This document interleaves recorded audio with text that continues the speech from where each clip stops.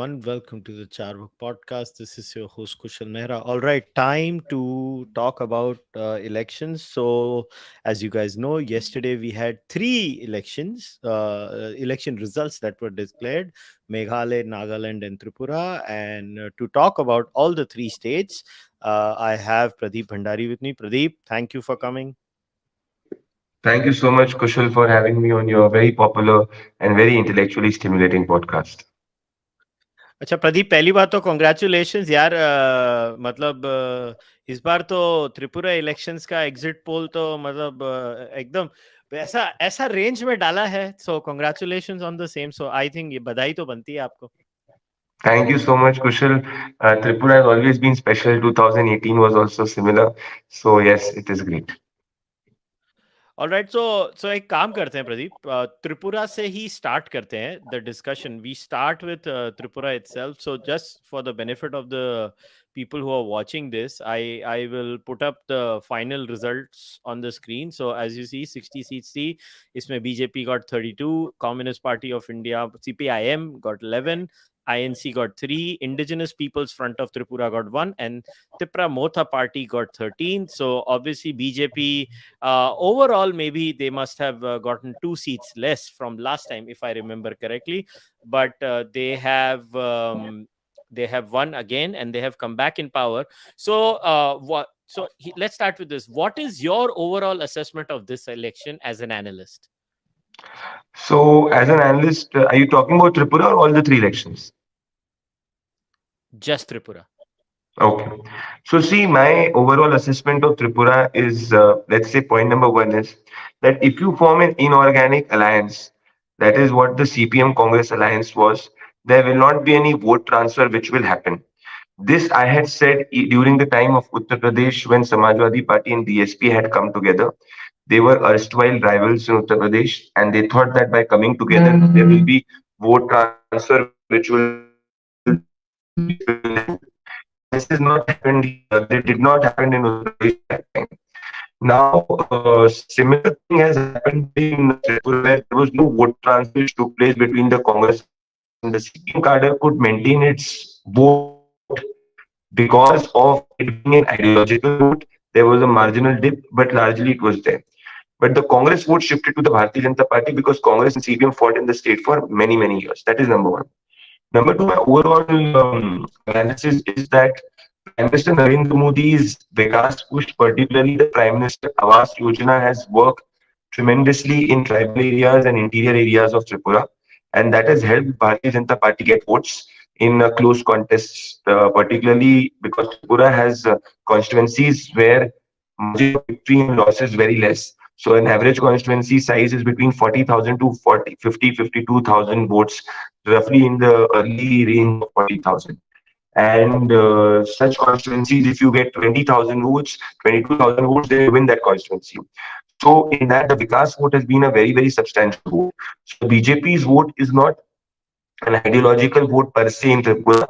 Actually, it is a Vikas vote which is there because BJP historically has not been a party of dominance in Tripura. Only party of dominance in Tripura historically has been CPM. So, number two, Narendra Modi's Vikas has worked tremendously. It has also areas. There was a tribal sentiment for Pradyut's party, but despite that, even in Deparma tribes and in Tripuri tribes, the BJP has got substantial vote. Also, Pradyut's entry has damaged the CPM Congress more than it has damaged the Bharatiya Janata Party, because otherwise it would have been a completely bipolar contest, and there were chances that some tribals could have gone towards the CPM Congress alliance in border districts. So my third conclusion has been that Tripura Party has not just damaged the BJP, has in fact damaged the Congress more. My fourth conclusion has been that Prime Minister that women voters have sided more with the Bharatiya Janata Party than with CPM Congress alliance, and this is just not limited to this state. It has been across geographies, and so as I've been saying since quite some time, that women are the new swing voters in India, and it is even established in a geography like Tripura. Now, apart from that, these are my big four takeaways. We can go into micros, but another takeaway which is very important is that, see, you need to change the definition of way you look at politics, because generally politics has been looked as a traditional concept of anti-incumbency after 5 to 10 years in governance. That is now slowly and gradually changing, where if parties particularly ensure that last mile of connectivity happens to the voter, then there are chances that pro-incumbency sets in, which overshadows candidate level anti-incumbency or party level anti-incumbency. And another very important point is that infrastructure development, which is just not limited to Tripura but to other northeastern states, has played a very, very important role again in BJP cutting across caste lines. So I think it is a Vikas vote, and along with that, the one big message is gone, that the index of opposition unity that a lot of analysts keep on talking, it's a failed concept, and it's a concept. This concept does not work at all. So, if it does not work in a smaller geography like Tripura, I do not see that happening at the larger national scale, because these parties who want to come together in the opposition, their vote is not complementary, their vote is contradictory. So, this is my broad takeaway. All right, so 2, 3 questions I have to ask about as far as impact is concerned compared to the last election. Point number one is BJP did change the CM in the last year itself, and I don't know what kind of an impact did that see. And two, especially when it comes to this particular state. Now, if my memory serves me correctly, BJP this time has seemingly gotten an overwhelming support of Bengali Hindus, who I think, if I remember again my numbers correctly, they form 68% of the population of the state, and the Tipra party has pretty much swept the tribal regions. Now, what do you think are the possible regions for these kinds of extreme results coming up in this time? Yeah, so this was very expected, Kushal, because when there will be a party like the Tipra party, which will try to whip up the tribal sentiments on the fictitious demand of a greater Tipra land, which any logical person will know is not largely possible. Giving more rights to the tribes or tribal different tribes is possible, but a larger Tipra land is a very fictitious concept if I look at it geographically. But there was a sentiment for Pradyut because he was king's son, and he used to be popularly called as Bubagra in Tripura. And it was a very emotional pitch which was there. And in those areas, Pradyut's family has a good connect with the people, and there is a good trust factor which is there. So राजा के बेटे को vote करना, राजा के बेटे को vote करना, अबू बकरा को वोट करना, that was the sentiment in the particularly in the Dev Burma tribe. Now, when that happens, there is a significantly stronger counter polarization which took place in the Bengali community. And because there was the CPM and the Congress was very soft towards Pradyut, and in fact there were places where there were tacit understanding between the two. For example, say there was a constituency in called as Subroom where the CPM General Secretary Jiten Chaudhary fought, and there's Pradyut's party Tripura did not give a candidate. In fact, gave a very very weak candidate. Similarly, in Agartala 6, where the Congress president was fighting, whose name was Sudeep Roy Burman, the Tripura did not give a candidate, and in fact, they were seen to share the stage with each other. So in this scenario, the Bengalis were very clear that since the Tripura land is a fictitious thing, and because the tribals were consolidating largely with Tripura Mata, the Bengalis had an option of the Bharatiya Janata Party. So the Bengalis voted more for the BJP than last time. And that was the primary reason, which I clearly mentioned, is definitely Vikas, but largely it was because of the tribal consolidation which was taking place in favor of Pradyut. So the Bengalis had to counter consolidate towards the party which was taking on Pradyut, and that was the Bharatiya Janata Party. All right, fair enough. Now, maybe we can go into the next state that I wanted to talk about. I have general questions overall, but first let's go state by state, and then I will ask you follow-up questions later on too.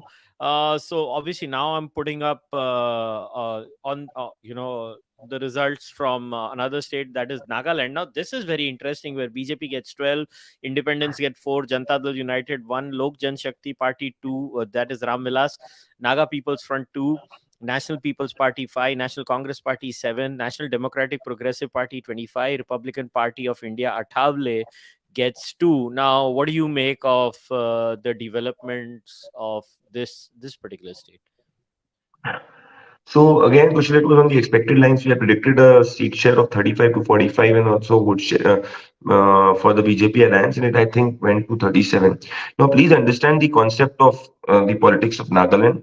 Nagaland is more a candidate-based election than largely a party-based election. So that is where strong candidates who are backed by the respected clans in different villages, and these clans make up their mind and then they back individuals. So this is why you see that RPI has got seats. This is why you see NCP and other parties have got seats, because it's not due to the parties, but it is due to the respected candidates which did not get parties say ticket from say the Bharatiya Janata Party or the NDPP or the NPF, and they ended up fighting independently, and the village clans decided that we should vote them. So this is with respect to the others that you see in Nagaland. But the takeaway is that a Christian majority state, Bharatiya Janata Party alliance coming back strongly with a sweeping majority suggests that the label that the BJP used to be put as an as a Hindi heartland party and an anti-minority party falls flat. And again, here also the reason why it is working, Kushal, is because of the Prime Minister's scheme, which is ensuring that waters reach the interior tribal areas of Nagaland. And this is why the BJP strike rate is much better than the NDPP. If you've seen the seats that the NDPP and the BJP have fought, and it is a pure Vikas vote. And also because this Prime Minister has gone to Northeast for 48 to 50 times, it has given a sentiment that Delhi cares, vis-a-vis where it was said that Northeast is quite away. This is the reason that the BJP and NDPP alliance has done significantly well. Apart from this, the bigger story of Nagaland is Congress getting zero. Now, I had said this in one of my pre-poll videos, interviews, that there is a chance that Congress will get zero seats. So, a party which was traditionally very, very strong in a state like Nagaland ends up getting zero seat, which speaks volumes that it is not the it's not just not that the BJP is an ideological party. It is because that it is going the extra mile to get that social base which was not with it in the past, and to ensure that its developmental, particularly welfare schemes, which reach the last mile. So it's not that the BJP is launching a new scheme or an old scheme. It is that Modi's schemes are reaching the ground at a very high quantum scale. It is reaching the ground at a disproportionately higher quantum scale than it has in the past governments. So say if past governments used to ensure that 2 houses get water, Modi ensures that 200 houses get water. That's the difference in the scale of the welfare benefits. That's where the BJP does well in Nagaland. That's my larger conclusion.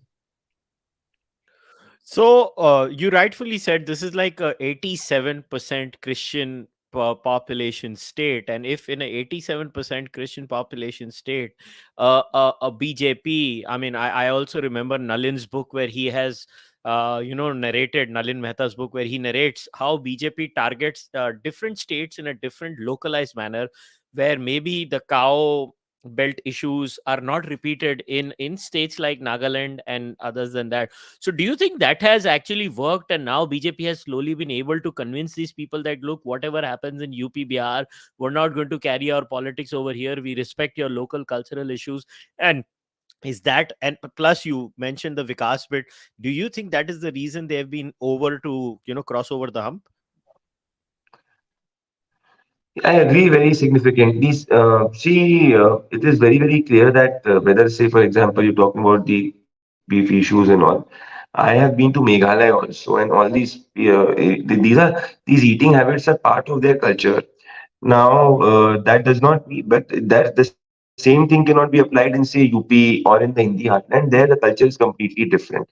And the BJP has been able to establish itself as a party which cares in the Northeast and develops in the Northeast, and it is not anti-culture of the Northeast. So now please understand that any winning in any election is a 10-year project, and it is not necessarily a 5-year project. It's always a 10-year project. So there is a social change is first and then it is followed by political change. It is not that the political change happens initially and then social change happens. When there is a change in the mindset of the people, that is when political change takes place. And 2014, the entire Seven Sisters of the Northeast was not saffron in color, and now it has completely changed. has happened in the last 9 years, is what I will say. Precisely for this reason, that the BJP has been able to significantly communicate to the people that A, it is not anti the culture of the Northeast. B, it is developing basic amenities. It is providing basic amenities to the people of Northeast in the different states at a very, very high pace. So yes, these are two very important reasons. So this impact will also have this can also have a ripple effect in a state like Kerala, where the UDF and the LDF together ensure that the BJP alliance does not come into power. So if, say, the Christian vote, the way it has shifted in Nagaland shifts in Kerala, then you will see a completely different politics of Kerala than what you see right now. All right, now let's get into the third state, that is Meghalaya. And again, see, I read the results in case people are wondering, is because people listen to the audio version also. That's the only thing. That's the only reason why I read the results, so that the audio listeners also get it. So in Meghalaya, obviously we had 59 seats that were contested. All India Trinamool Congress won 5, BJP got 2, Hill State People's Democratic Party got 2. Independence got 2, INC, Indian National Congress was 5, National People's Party 26, People's Democratic Front 2, United Democratic Party 11, and Voice of People Party 11. So this was the final result of that state. Now, Pradeep, over to you. What do you make of the results here? No, honestly, the TMC has underperformed in the Garo Hills and the NDP. This Comrade Sangma's party has performed much, much better than expectation in the Garo Hills, because Garo was a direct competition between the two. The BJP had to get somewhere around 3 to 5 seats. It's ended up getting two. But the story is the decimation of the TMC and the below par performance of the TMC, despite getting Mukul Sangma. So with Comrade getting more than 20 seats is very significant, which means that in the last 48 hours, the Comrades party has done much, much better election management than the TMC has done. Those who say that there was no anti-incumbency are completely wrong, because there was significant anti-incumbency on the ground. But the fact is that in the interior rural areas, particularly the Garo Hills, the TMC was not able to convert its campaign into votes on the voting day, because of which the Comrades party crossed the 20 mark. Now, the irony of the situation is that the party that the BJP called as corrupt in its entire campaign, that is the same party that the BJP has given support to in Meghalaya. So now this has to be seen, that how does this government run forward, because this alliance was like the PDP and the BJP alliance in the not as extreme ideologically, that opposite. It was ideological opposite in Jammu and Kashmir, but the entire campaign of the BJP was anti-Comrades party, and was in fact the first recommendation of the BJP's manifesto was a judicial commission to look into the charges of Comrades Sangma and James Sangma. And now you're forming the government with the same individuals. I understand the political compositions, but this tells you the story of Meghalaya. And again, in the same state, it was a Congress bastion states where Congress has polled less than last time. So what I wonder is that even if in states which do not have quote unquote demography in favor of the Bharatiya Janata Party and its alliance, if the Congress is not able to perform significantly well, I do not know what will be their performance in run up to 2024 in states where the Hindi heartlands dominate. All right, now that you mentioned the Congress, let me. I was just looking at the results of the Congress. I was like, damn, there are 180 assembly seats if we calculate Tripura, Meghalaya, and Nagaland, right? And in these 180 seats, Pradeep, the Congress has had the figure of 8. I want to discuss the bypolls also, but पहले इस पर थोड़ा मेरे को. What the hell is wrong with the Congress, Pradeep? Where has this party gone wrong? Like, have they lost complete touch with the reality of India? मतलब उनकी कोई क्या मतलब उनकी. See, you go out, you talk to people on the field. क्या कांग्रेस के कार्यकर्ता मिलते नहीं है क्या उधर अभी पहले जैसे? Honestly, मुझे कांग्रेस के कार्यकर्ता नहीं मिले जमीन पे. See, प्रभारीज of Congress party like Mr. Ajay Kumar and Mr. Gaurav Gogoi, they were more busy in filing FIRs against me in Tripura rather than actually campaigning on the ground. Had they invested that much amount of energy in getting the कार्यकर्tas on the board, the story would have been different. See, my thinking is simple, Kushal. Congress is run like an NGO which is backed by a group of failed leftists who have not got any national advisory council position in this government, and these group of uh, I would say, failed ideological thinkers and professionally failed individuals who have a backing of the JNU and other institutes. They are trying to run the Congress in 2023 as a party which used to run in 1970s and 80s. India is not same. Now, the issue you can understand from this fact is that if any other political leader after elections would have done a Samiksha Baitak with his Karyakartas, with our Prabhari and others, you have Mr. Rahul Gandhi giving us same old speech, same old dialect in Cambridge. I don't know what does Cambridge add to a political party's fortune when it is fighting a fight of survival. Okay, fine, you can get global alliance partners there like you got for Cambridge Analytica, but all of this does not work. People of India are very smart. So my thing is that everything is wrong with the Congress from the start. The point number one was wrong that you did alliance with CPM, which you historically have been fighting against. Point number two is that your Mr. Gandhi did. TMC told you a day before that in Meghalaya that it is willing to ally with you. Day after, Mr. Rahul Gandhi lambasted the TMC as a very corrupt party. Point number three is that they have made Mallikarjun Kharge as Balika Bakra because they know in present circumstances they can't win 2024, so they will put the entire blame on Mallikarjun Kharge. Mallikarjun Kharge will resign. Then the Congress workers will say it's time for Rahul Gandhi to be relaunched again. There will be an English magazine which will carry a relaunched cover story on Mr. Rahul Gandhi. Then you will see Mr. Rahul Gandhi in another different avatar. After that, the Congress workers will win one or two state elections and they'll go gaga. Then after 2029, if that experiment for the 100th time does not work, because according to me, it's the most costliest PR exercise in post-independent India has been launching a relaunching of Rahul Gandhi. Then you will see 2029 other Congress team of workers telling that Priyanka Gandhi has a knack of the Nani Indira Gandhi, so it's time that Rahul Gandhi nahi Priyanka ki bari hai. Then Priyanka experiment will happen. So it's basically a joke which is taking place because an election is fought on ideology, it is fought on Sangathan, and it is then fought on your leadership. Your Sangathan is nowhere, your ideology looks confused, and your leader is in Cambridge, and the other leader is God knows where.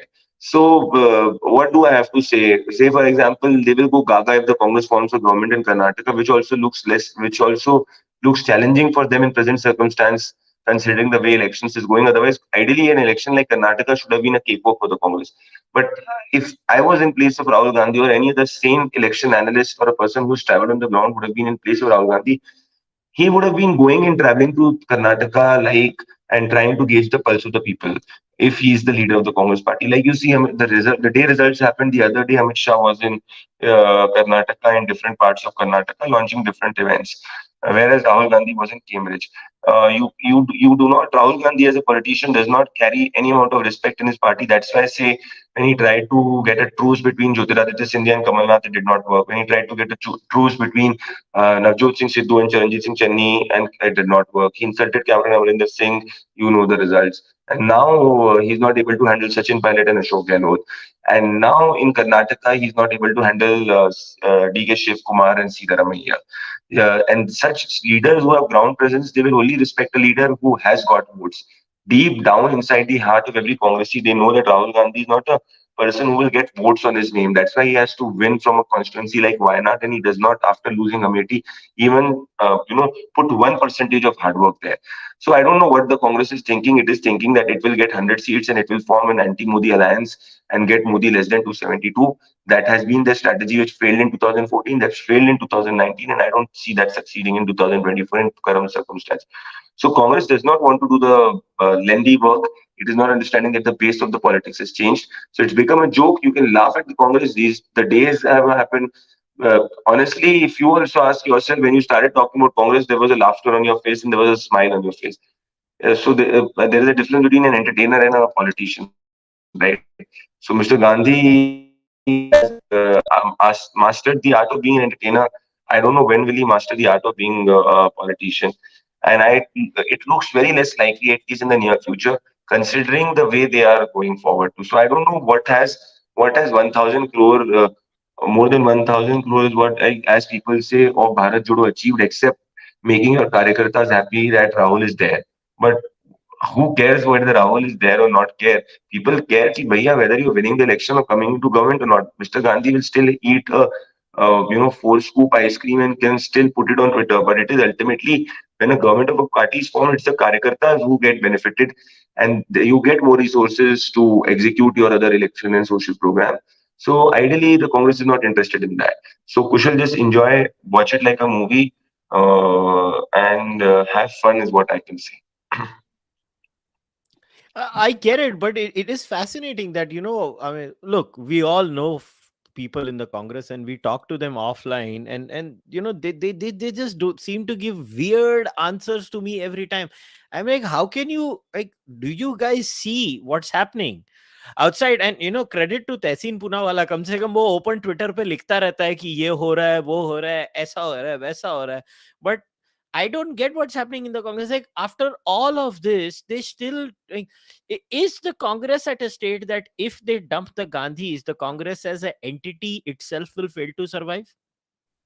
That is what their fear is, honestly. So they will not dump the Gandhis at any circumstance. I am telling you, even if they get 10, 40, 50 seats again, or double digit seats again in the Lok Sabha, the reason that Mallikarjun Kharge has been made the president is because he has to be made the Balika Bakra. That is what the whole situation is. Now, I'll give you another example. Look at the approach. So, this is a very senior Congress spokesperson who is now with the BJP, told me that when a very senior Congress spokesperson, Rajiv Tyagi, if you remember, he passed away during COVID times because of heart attack, if I'm not wrong. And his body was lying at the was paid when he was given the last respect. His body was at the Congress head office, and Mr. Gandhi's and Mrs. Gandhi's home is next door, walking distance. Everybody was there, but they did not. They were there in their home, as per the spokesperson, and they did not even bother to walk. 2 minutes to pay last respect to a spokesperson who has been fighting for your party's cause. So this tells you about the mindset of the top leadership there. They are happy with Sam Pitroda and PJ Damram tweeting about Mr. Rahul Gandhi in Thai giving a lecture in Cambridge, lecture on Indian democracy in Cambridge. So let him do that. Rana Yug also does it. Mida Patil also does it.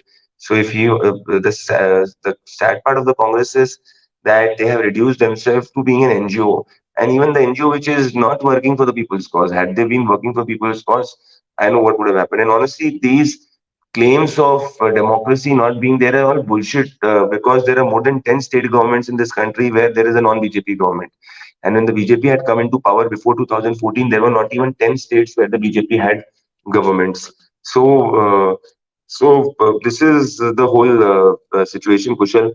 And if I ask you whether a leader like Mamata Banerjee whether a leader like Mamata Banerjee can see Rahul Gandhi eye to eye, whether Sharad Pawar can see Rahul Gandhi eye to eye, all of this is not happening, because these are the leaders who have achieved political capital because of 3 decades of their consistent hard work. And Mr. Gandhi does not enjoy the same respect. So Narendra Modi enjoys the same enormous respect in his party. Amit Shah enjoys enormous respect in his party because they know they are the individuals who have performed and delivered. But that is not the similar situation with Mr. Rahul Gandhi. Earlier, Gandhi's the situation was different, but now the country's changed, and they are not understanding that the baseline of Indian politics has changed. So they can't do Indian politics in the earlier ways. So there are chatukars who are happy saying Rahul ji, Rahul ji Jindabad, Rahul ji Jindabad, without telling him the reality. Well, they have to see their fate.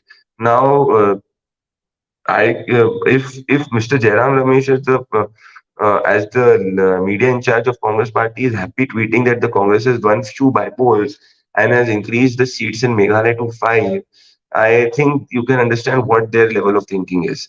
So I don't see that changing, because say there are some states where the Congress can do well, like Chhattisgarh elections, Congress can do well, but that will be because of state specific issues. That has nothing to point that Mr. Rahul Gandhi has delivered or not delivered, because ultimately, why am I stressing on this is because in 2024 or any other national election, it will be a leader who will be tested. It's not just the party which will be tested.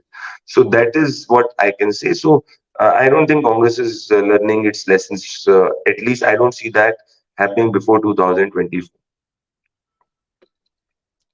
Fair enough. Now I look, I know it's a irrelevant thing, but I still want to talk about, Chinchwad and Kasba Pet. So now this is very interesting. Like BJP 2014 में, if I remember, उनको around 43% पोल vote percentage, मगर इस बार उनको 45% मिला, मगर कस्बा पेट हार गए.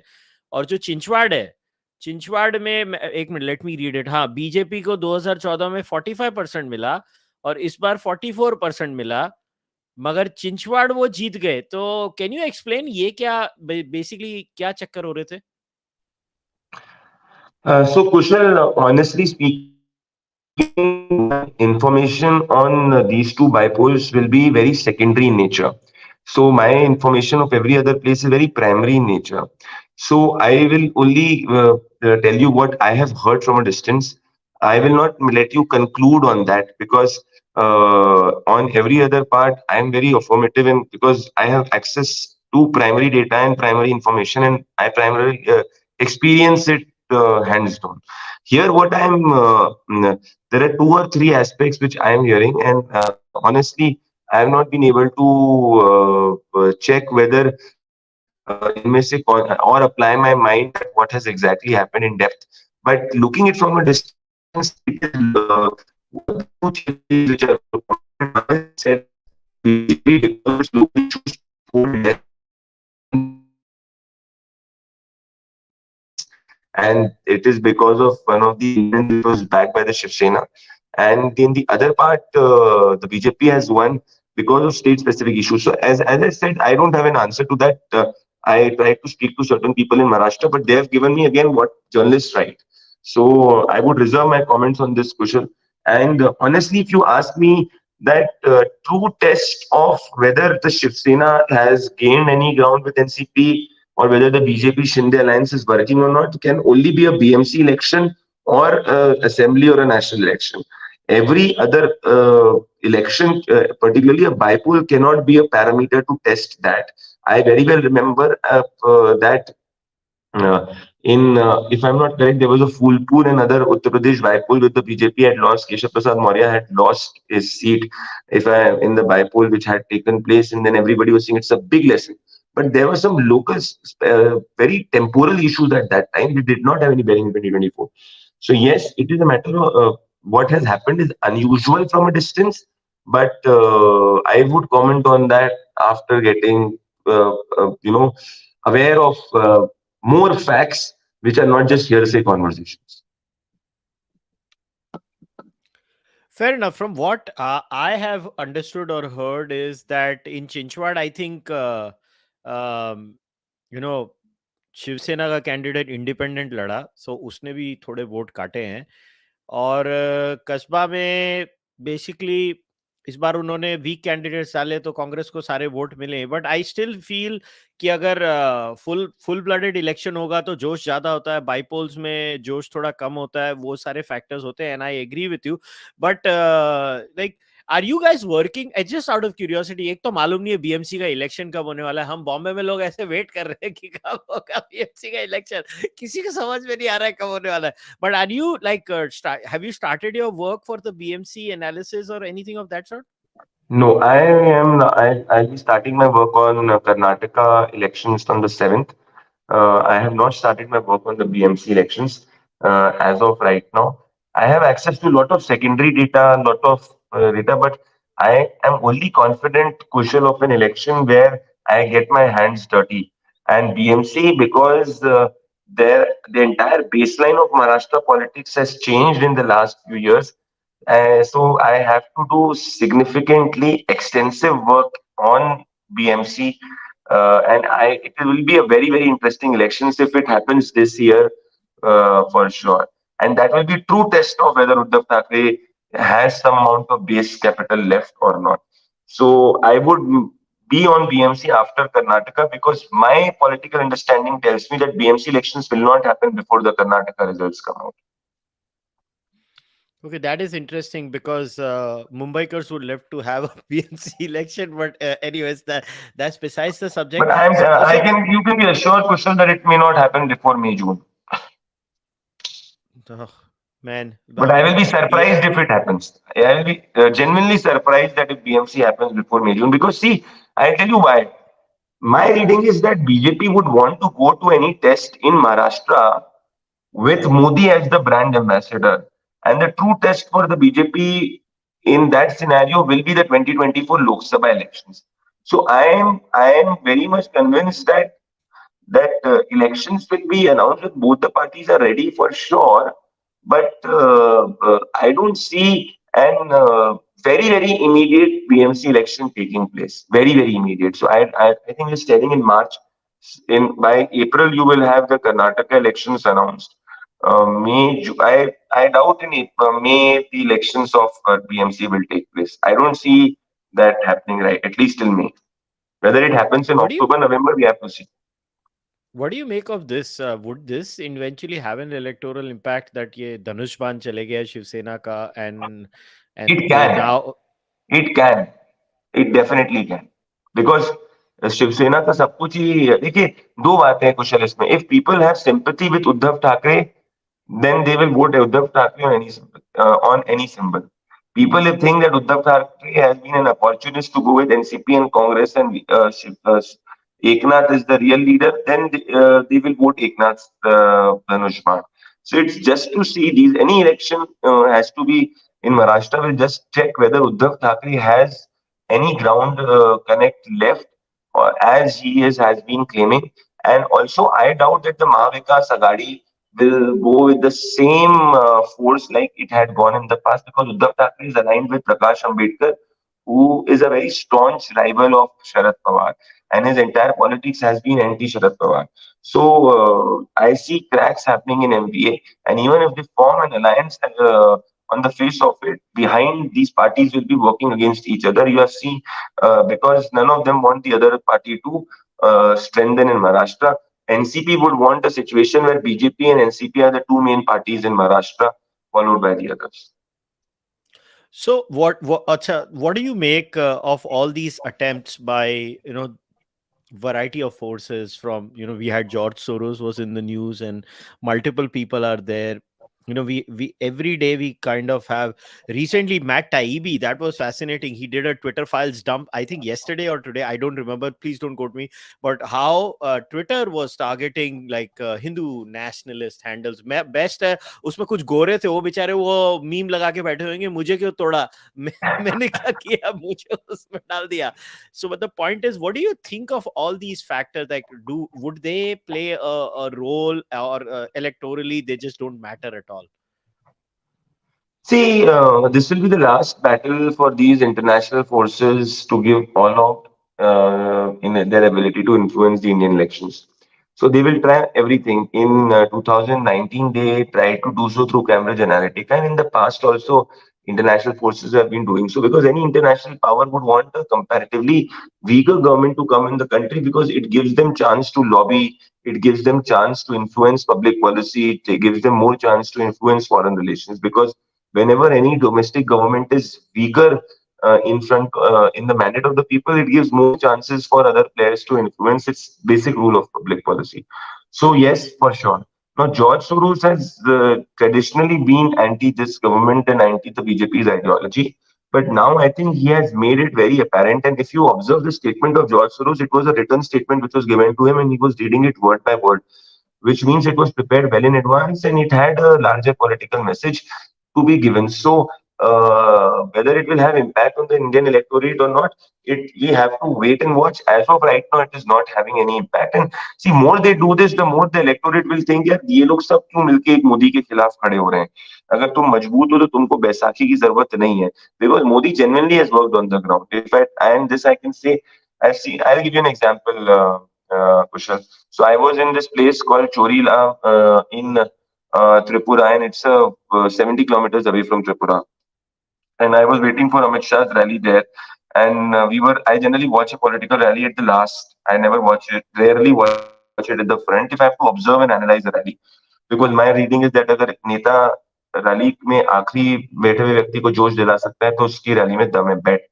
रैली में तो सबके ही आते हैं लोग. So when we were waiting, we were hungry because we didn't have breakfast. So me along with two colleagues of mine saw a guy who was selling cucumber and he was selling it in a larger basket और वो थैली में जो है वो खीरा जो है उस वक्त दे रहा था और मैंने हम लोगों ने बोला कि 3 दे दो. So he gave us three and it was 30 rupees in totality, so 10 each. So my election analyst gave him a 200 rupees note and he said, I don't have change.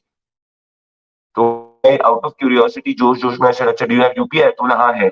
So imagine I did in a tribal area, I did a payment of 30 rupees on UPI which was used by a guy was selling cucumber, and this was not in Delhi, Mumbai, or anything. This was way away from Agartala also. So this has Modi has impacted people at the last mile, and he has. And this is his biggest strength, apart from definitely ensuring that he preserves the culture and contributes to the Indic renaissance in a larger way. But this last mile delivery has been very, very important.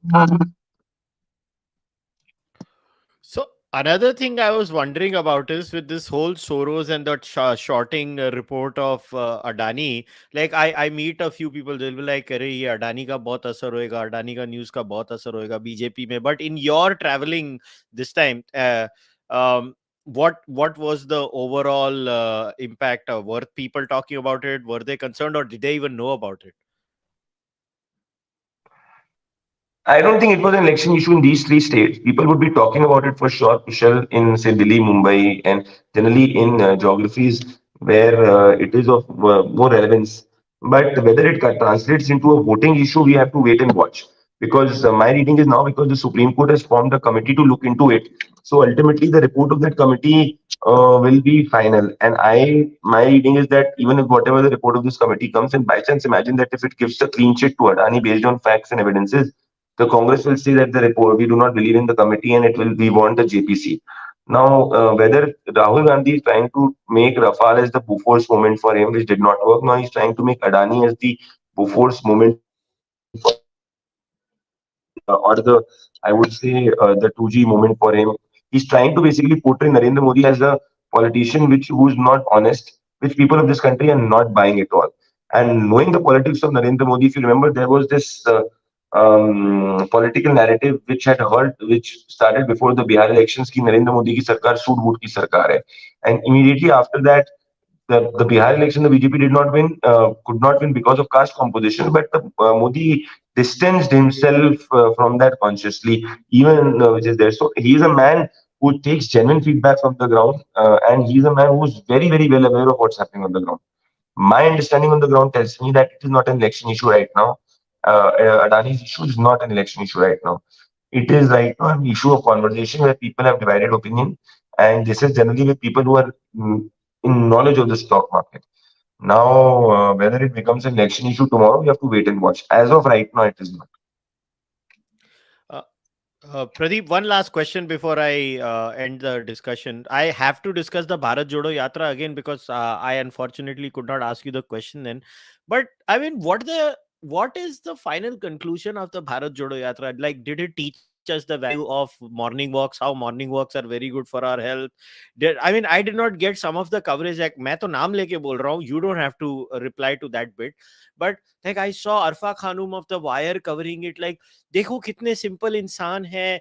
I mean, she's covering a recreational vehicle. Not even 1% of India must be owning a recreational vehicle, यार. बहुत महंगी चीज होती है वो. कितने simple bathroom use कर रहे हैं. तो मतलब मेरे समझ के बाहर था the disconnect.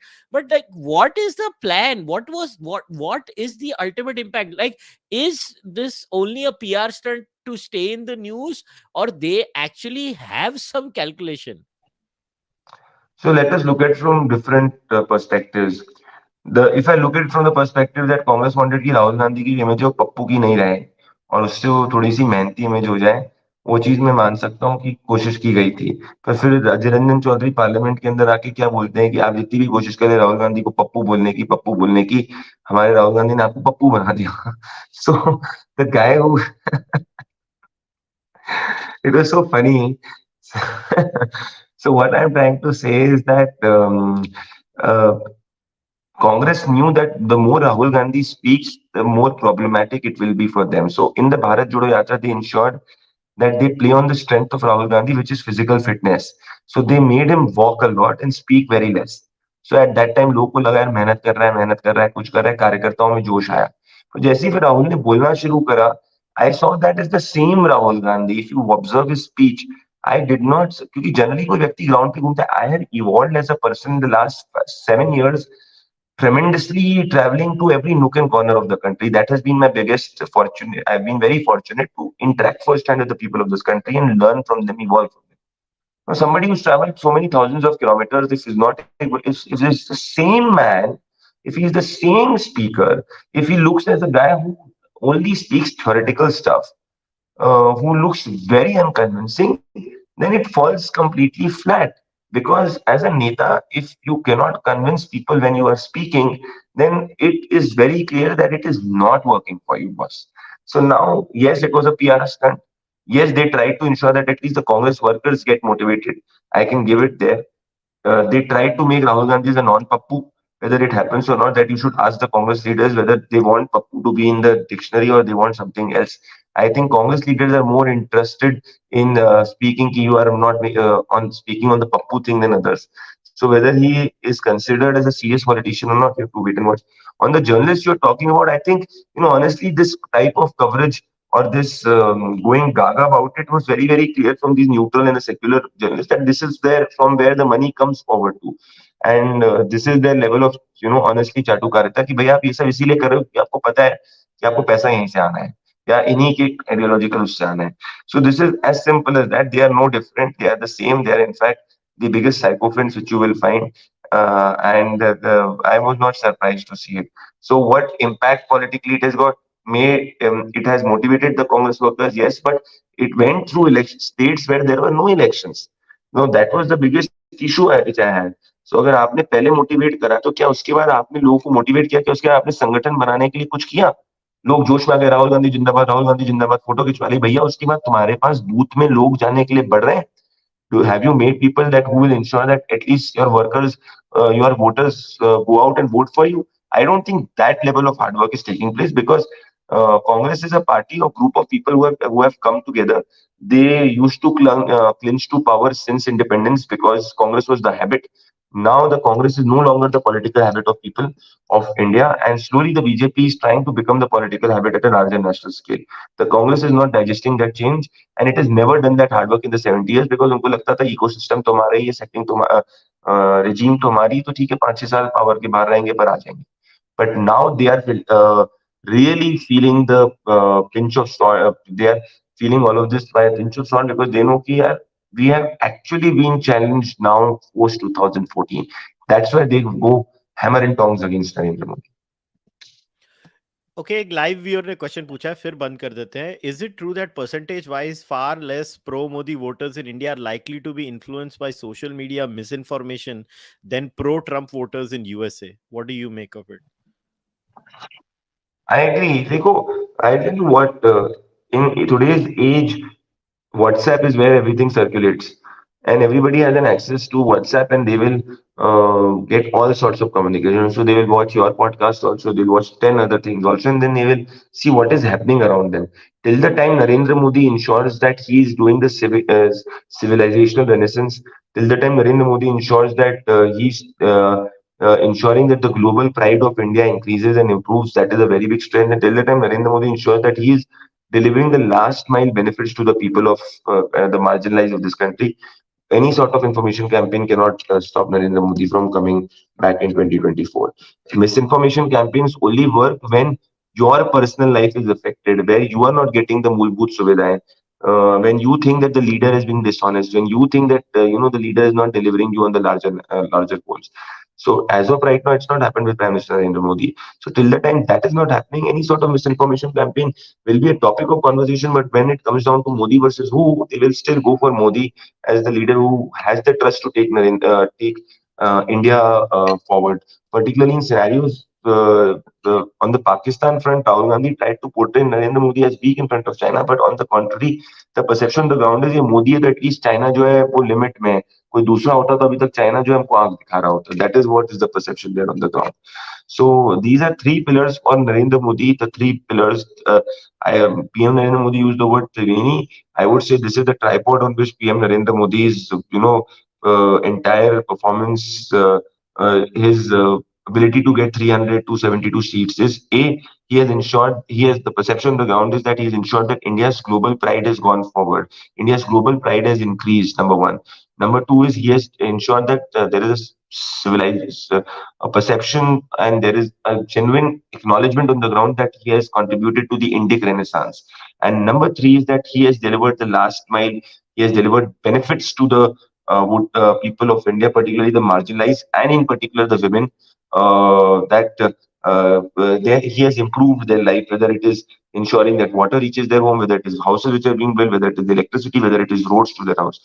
Now, what he has to work forward to is the 18-year-old voters, because there is a significant chunk of voters who have not seen in the UPA era. And generally, when you are in your 20s, you are anti, I would say, any regime which is there in the government, and you are more rebellious in nature. That's why they say that till the time you don't have senses, you are a leftist. The moment you get senses, you understand that Marxism and Leninism is actually a big joke and big fraud. So for those in 20s, they are more prone to being anti system, anti state, and you need to give them that space to do so. And but you need to also ensure that how do you convince them that you are building an aspirational India, and also you are providing that amount of space for them to dissent and disagree with you. That is what he has to work forward to, because they have not seen the UP era. They have been born in the Modi era. Fair They have, I enough, would say, Pradeep. got their senses in the Modi era. Awesome, Pradeep. It is always a pleasure to talk to you. We always talk on WhatsApp. So कभी कभी podcast पे आते हो तो अच्छा लगता है कि मेरी और प्रदीप की बात हमेशा इलेक्शन एनालिसिस पे होती है, because I don't know why हम लोग इलेक्शन एनालिसिस की बात करते रहते हैं. But Pradeep, thank you very much for coming. It is always a pleasure to talk to you. You are Thank you so much. you're a very sharp mind. I know people don't see this side of you. Iske liye I'm very happy whenever you come on the podcast. They don't realize you have a very sharp mind and you analyze elections very well. So thank you very much for coming. Thank you so much, Kushal, and I must congratulate you that you built a brand of, conversation which is very, very intellectually stimulating. Honestly, on television, and when you reach the masses, there is a very different way to reach the masses, because now when Modi will, the way Modi will address election rally will be very different from way he will address a closed door. So every style is different and everything is very, very different. But what I can assure you is the next time when I come, I will ensure that my phone does not fall a lot during the podcast like it has happened this time. And thank you so much. And India is changing. All of us are doing a great job. Let's keep that spirit going and let's improve, is what I say. So the best part, Kushal, has been that predicting elections, doing shows, getting ratings, building a company, all of this is secondary. I've been very fortunate that in the last 7 years, I've got to travel to every other geography of India and do a very dirty travel. And I would say this with all humility, the most extensive travel that anybody has done on the ground. Otherwise, journalists generally come and stay in the capitals and just move to constituencies which netas want them to. And this has made me learn and evolve as a human being and understand the people of this country. And my faith in Indian our people on the ground has only increased, because they are very, very wise on who they choose and why they choose. We do not understand that choices because we are not exposed to their psyche. And I have been fortunate that I get chance to be exposed to that psyche. And this is what has made me better, because till the time you don't understand India, you will never be able to contribute to India's development. So that is the larger goal, that all of us together have to take the country forward in whatever ways and means we can. Couldn't agree more. So, guys, we'll wrap today's podcast up. But once again, before wrapping it up, I would like to remind all of you, in the description of the podcast, you'll have Pradeep's Twitter handle and the Jan Ki Baat website link. So go and check out Jan Ki Baat. Go follow Pradeep. Check out his work. And as far as I'm concerned, you know the drill. Please like this video. Subscribe to the Cārvāka podcast channel. If you are on Spotify or SoundCloud or on Google Podcasts, wherever, iTunes, you can leave a rating there. Those also help. And I say this every time, this is a member driven podcast. So if you want me to keep following this model of not following what the rest of the world is doing, you have to become a member of this podcast. So please become a member. Doesn't matter on YouTube or Fanmo or on Patreon, or buy the merch on kushalmehra.com, or send your donations through UPI. I will see you guys next time. Until then, namaste, take care, bye.